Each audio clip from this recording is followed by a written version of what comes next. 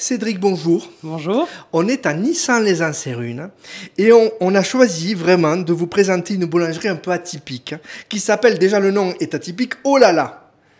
Oh là là, ça existe depuis combien de temps sur Nissan, Cédric? 17 mois là maintenant l'ouverture. 17 mois. Ouais. Donc toi, si on peut faire en une minute ton parcours, tu as un parcours un peu qui va, enfin, j'allais dire qui va dans tous les sens. Tu es allé dans beaucoup d'endroits, tu as eu une expérience assez costaude. Oui, j'ai commencé en apprentissage en Bretagne, du coup, je suis tombé sur des bonnes personnes qui m'ont poussé à continuer ce travail, à optimiser mes compétences petit à petit, voilà.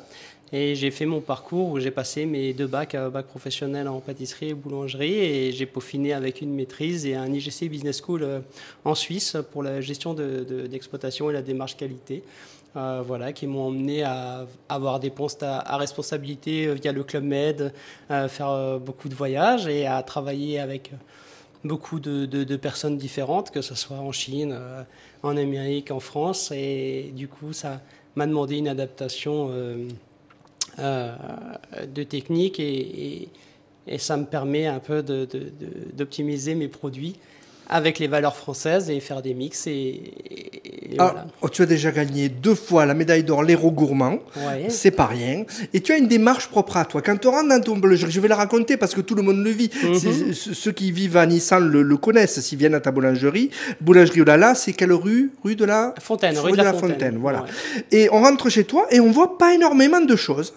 Mais il y a un choix de la qualité et un choix aussi du renouvellement de ce que tu proposes. Dernièrement, j'ai vu, la première fois qu'on s'est vu, une brioche Henri IV. Alors, explique-nous ce choix. Ça, c'est original. Ça reproduisait un peu la couronne d'Henri IV. Voilà, donc je suis assez féru d'histoire, de l'histoire de la pâtisserie avec Catherine de Médicis, de tout l'arrivée, etc.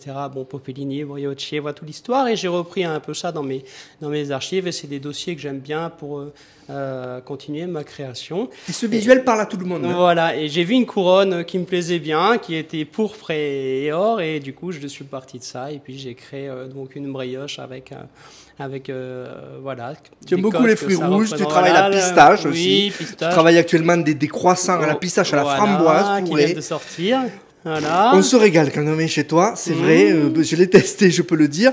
Quelle est ta démarche justement? Je te poserai après les questions qu'on peut poser au boulanger en ce moment sur l'économie d'électricité. C'est pas facile d'être boulanger aujourd'hui. Mais quel est ton choix quand tu fais ton pain, quand tu fais tes brioches? Tu as une machine aussi, il faut le dire, une machine extérieure. Oui, pour du dépannage. Et tu n'ouvres que le matin. Ouais, c'est volontaire. Je veux revenir au code de l'ancien, où avant les boulangeries étaient ouvertes que le matin. L'ouverture des après-midi sont venus avec les semi-industriels et ceux qui veulent, entre guillemets, faire de l'argent pour optimiser leur croissance. Avec une étiquette artisanale parfois, hein, on ne va pas les citer, mais oui. Tu te différencies totalement de ça. Ouais, Pourquoi c'est différent? Voilà, l'artisanat pour moi c'est de l'artistique, hein, c'est dans le mot. Si vous savez pas dessiner, créer comme un parfum, voilà, d'une vision, voilà, on reste vraiment dans l'artistique. Si un boulanger pâtissier ne sait pas faire ça, alors bon, voilà, ça demande des compétences en plus, hein, faut pas se leurrer, ça demande beaucoup de travail en plus, beaucoup de recherche en organoleptique, en physico-chimie, voilà, ça demande de l'architecture, ça demande des codes d'analyse sensorielle, ça demande beaucoup de capacités en plus qu'une tarte aux pommes. Quoique une tarte aux pommes, ça peut être difficile aussi. Tout ton parcours précédent t'a servi, t'a enrichi. Les bonnes personnes, voilà. Les meilleurs ouvriers de France, voilà, d'autres maîtres boulangers pâtissiers, des expériences en la Suisse, voilà, des expériences qui m'ont poussé on recopie, on prend et puis on devient soi-même ce que l'on est, la recherche et le développement de soi-même aussi. On ose affirmer ses choix aussi qui sont peut-être, on parlait tout à l'heure que tu proposes peu en quantité, c'est un choix. Oui, c'est complètement un choix. On sait fabriquer beaucoup, ça c'est donné à tout le monde. Hein. Si on achète une grange en campagne et puis on dispatche sur les autres villages et sur les petits locaux, les petits locaux en ville, c'est complètement faisable. Il n'y a rien de compliqué à faire ça. Après, c'est juste de la gestion humaine et de la gestion de produits, de la gestion d'approvisionnement. C'est du produit, c'est un produit. Moi, c'est pas ça. Mon choix n'est pas là. Mon choix est de faire du concentré. Je fais du concentré de goût parce qu'aujourd'hui, il n'y a plus de goût. Il y a beaucoup d'images, il y a du fond. Voilà. Tu m'en parlais tout à l'heure quand tu me parlais d'une composition au citron que tu fais avec de la meringue et Et que tu me disais, là, il y a du goût, quoi. Ouais, bah, c'est l'objectif de cette entreprise, c'est d'avoir déjà enlevé la levure au maximum et de rester sur des levains chefs. Des levains, que tu fais toi-même, hein, voilà, le levain. Voilà, le levain que ça fait 7 ans que j'ai, Marcus. Voilà, c'est mon petit... ah, tu l'appelles, t'as un prénom pour Marcus, le levain ouais, tu me l'as montré tout à l'heure, il est costaud. Bébé, oui, il est costaud. Il me suit depuis 7 ans dans mes aventures. Il a voyagé avec moi un peu dans le monde aussi. C'est de la chimie beaucoup là. Ouais, on est dans la physico-chimie beaucoup. Et puis bah, c'est surtout, moi ce qui me plaît, c'est comme un parfum, dessiner et créer, changer autant de fois que j'ai envie. Il n'y a rien de stable, tout bouge, tout change. C'est pour ça que ma clientèle, il faut qu'elle me fasse confiance avec le temps. Voilà. Et quand elle a compris que je leur vendais de la qualité et une expérience, entre guillemets, hein, parce que bon... Parce qu'on est formaté malgré tout, on est formaté. On va dans les magasins, il y en a plein partout. Et trop de choix. Toi, on rentre chez toi, il y a peu, mais moi je me suis attardé tout de suite sur cette brioche Henri IV qui a attiré mon regard et je me suis dit, ça, on le voit pas partout. Non, c'est le but. Je veux du goût. En fait, on vient pour manger, on vient pas pour... voilà, on vient pour manger. C'est ça une boulangerie-pâtisserie. Si tu viens pas pour avoir un plaisir... Alors va au supermarché ou en semi-industriel, vous avez tout ce qu'il vous faut autour de vous, voilà. Mais les vrais artisans, ça devient rare.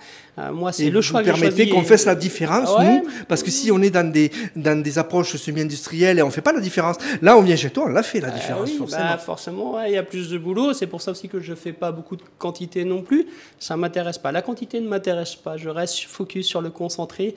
Et ma clientèle, c'est une clientèle épicurienne qui aime manger, qui aime les bonnes choses et souvent on peut parler avec ma clientèle parce qu'on a des points communs, on a des similitudes de vie, c'est des personnes, des valeurs, et c'est ça que je veux. L'artisanat français en haut de l'échelle, et c'est pour ça que je vis, quoi. On a tous quelque chose à faire. Alors justement, dernière question, tu vis, mais ces derniers temps, on entend les boulangers qui disent avec l'augmentation du prix de l'électricité, on ne peut plus vivre. Comment tu t'en sors? Comment tu arrives justement? Tu as dû augmenter tes prix, j'imagine, parce que tu utilises du beurre de qualité, des produits de qualité. Je mange mes marges. Hein. Après, c'est une boutique qui est un peu plus chère qu'ailleurs aussi. Il ne faut pas se leurrer. Pas de beaucoup, mais c'est une boutique qui est un petit peu plus chère qu'ailleurs. 3,40 €. Forcément, hein, moi je fais tout maison. Donc voilà, quand je vois les... On sent la différence. Oui, forcément. Donc je mange un peu mes marges, on ne va pas dire le contraire. L'électricité, le four, alors tu m'expliquais, hein, c'est toute une gestion. Tu as dû investir dans un four, mais qui te permet, même quand il est éteint, tu peux l'utiliser. Voilà, parce qu'il y a de la chaleur résiduelle, c'est des tubulaires à eau. Et donc du coup... C'est bon gare, hein, d'ailleurs, je sais pas si on peut faire la marque ou quoi, mais c'est des très bons fours, c'est les dernières générations et ils marchent très bien. Tu t'en sors comme ça te permet de moins consommer. Avec les heures creuses, avec les heures pleines, il faut réfléchir un petit peu. Et j'ai l'avantage, moi, comme je fais des petites fabrications, donc j'ai moins à cuire, et comme je suis ouvert que le matin, je peux faire du pain chaud tout le temps, en fait, c'est mon axe de travail, toujours la qualité. Et je peux faire du pain chaud toute la matinée. Ça, le pain chaud, c'est terrible. Ouais, ça fait partie du jeu aussi. Ça fait partie d'une bonne boulangerie. Vous rentrez, c'est chaud, ça marche. Et une boulangerie, c'est une bonne brioche, un bon croissant et du pain chaud. Si vous arrivez sur les trois là, après, on peut s'amuser à faire autre chose. Mais vous avez votre base qui est là. Et c'est la France, elle est là. Tu as conclu de merveilleuse façon. Merci Cédric pour ce partage. On s'est déjà rencontré une fois et je me suis régalé de t'écouter, de voir ta philosophie du métier. Et tu nous réconcilies finalement avec ce métier. On voit que on avait l'image que tous les boulangers allaient disparaître, mais on voit que c'est pas le cas quand on se bat un petit peu. Merci. La résistance. Merci.